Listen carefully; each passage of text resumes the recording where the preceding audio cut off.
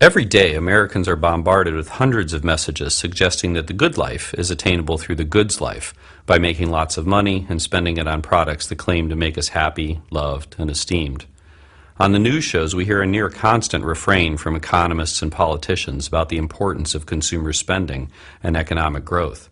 And around $150 billion are spent most years to embed consumer messages in every conceivable space, from TV shows and websites to public bathrooms and escalator handrails.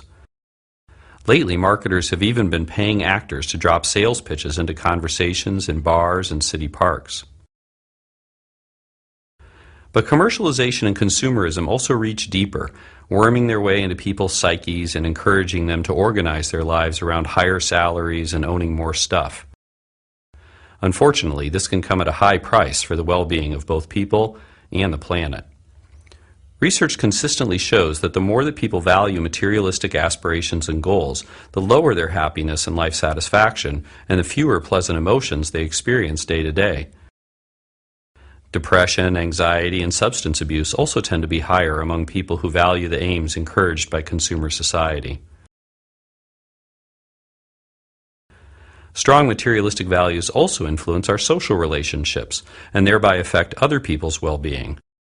Scientists have found that materialistic values and pro-social values are like a seesaw. As materialistic values go up, pro-social values tend to go down. This helps explain why people act in less empathic, generous, and cooperative ways when money is on their minds. When people are under the sway of materialism, they also focus less on caring for the earth.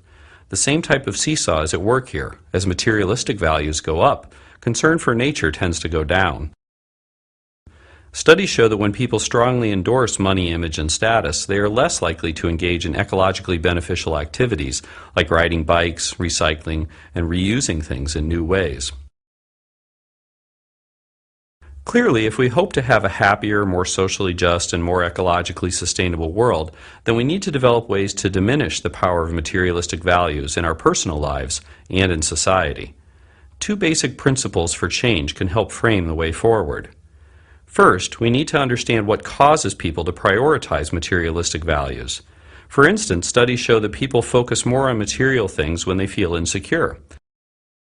So instead of buying a new handbag or power tool the next time you've had a blow to your self-esteem, consider a different coping strategy, like spending time with friends or taking a walk outside. Scientists also know that the more that people are exposed to the media, the more they prioritize materialistic values. A couple of ways to diminish the onslaught of consumer messages are to use ad block to hide ads on the internet or to hit mute when commercials play on TV. But these steps can only take us so far. We also need to get active and start to remove advertising from public spaces and from our children's schools so that people aren't exposed to materialistic messages so often.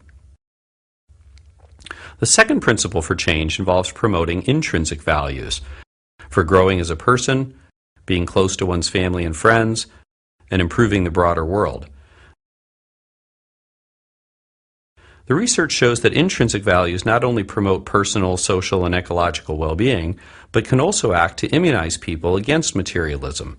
It's that seesaw again. As intrinsic values go up, materialistic values tend to go down. So part of the trick is to build a life that expresses your intrinsic values. That might involve spending more time with people you care about, finding meaningful work, even if it pays less, and taking part in volunteer opportunities for causes you care about. But again, changing our lifestyles is not enough. We also need to advocate for policies that promote intrinsic values. For example, countries like France and Bhutan have recognized that they can't only focus on GDP and other measures of economic growth. Now they are starting to regularly assess citizens' well-being and sense of connection to their communities so as to develop policies that truly encourage these intrinsic values. Similar efforts are underway in some parts of the United States, but they need more support. The grip that consumerism and commercialism have on our world can seem inescapable, and there are certainly powerful forces that push materialistic values on us. But by making changes in our personal lives and by working for broader societal changes, we can break the hold of materialism and be freer to live our intrinsic values.